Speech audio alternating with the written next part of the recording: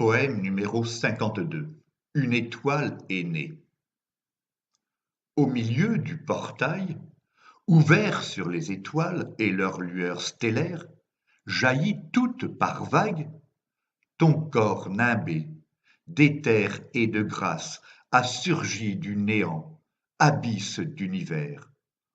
Ô bel instant magique! Tu arrêtes le temps ou tu colles à sa peau, selon qu'elle s'empare.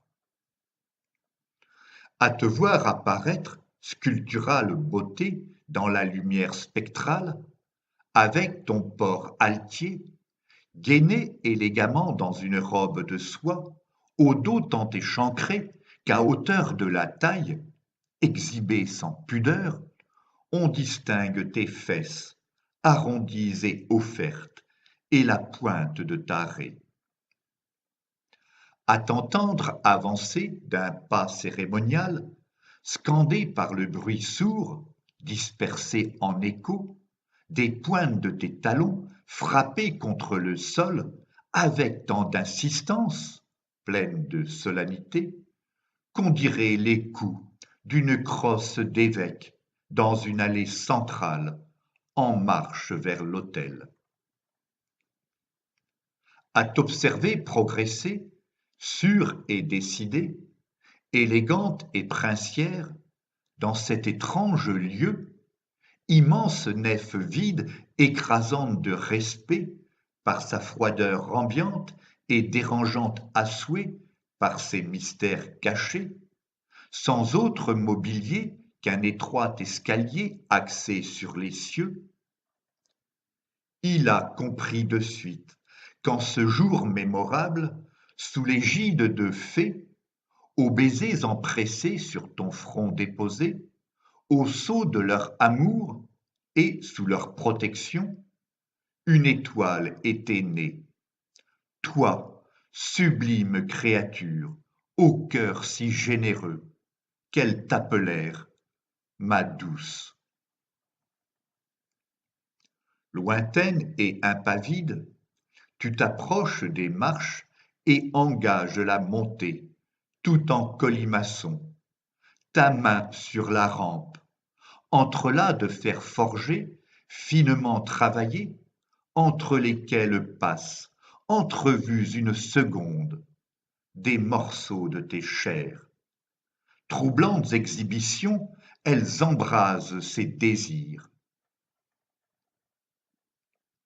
Ainsi, avec quelle superbe, au milieu du parcours, tu découvres ta cuisse, entre deux pans d'habit, gracile et longiligne, trop brève apparition aux charmes incendiaires.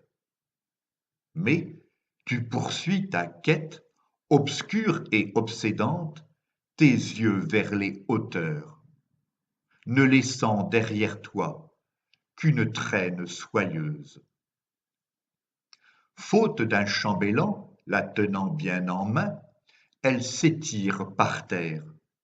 On dirait la queue d'une funeste comète, ravie de laisser derrière elle les traces de ton dernier amant. D'ailleurs, ne jettes-tu pas dans le vide le présent qu'il te fit, vite brisé au sol? Libéré du passé, recouvre ta liberté. Parvenu au sommet, tu tends soudain la joue, le visage détendu et tes deux yeux fermés, prête à t'abandonner à de nouvelles extases. C'est pourquoi tu saisis, prémise au renouveau, l'incandescente aura émergée des ténèbres. Va, elle guidera ta route vers d'ardentes passions. Mais, en l'effleurant des mains, elle irradie tes membres pour atteindre ton âme, arrivant jusqu'à lui, toujours dans ton esprit, pour quelque temps encore. Alors, en ce jour béni, avant de disparaître, il veut te remercier par ta seule présence d'être ce héros flamboyant, donateur de bonheur. Celle dont les hommes rêvent, mais que si peu côtoient, et qu'au hasard d'un voyage, il croisa tout pantois. Poème écrit par Philippe Parrot entre le 21 et le 29 août 2014.